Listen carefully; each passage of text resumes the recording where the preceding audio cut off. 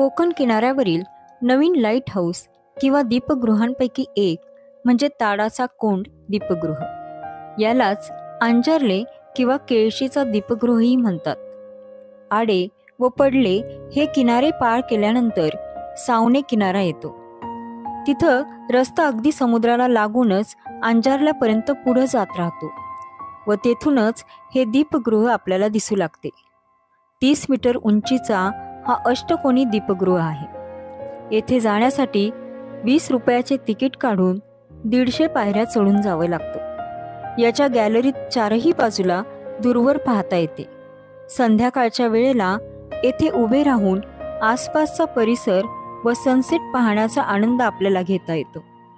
तुम्हीही जर दापोलीला गेलात तर नक्कीच या दीपगृहाला भेट द्या.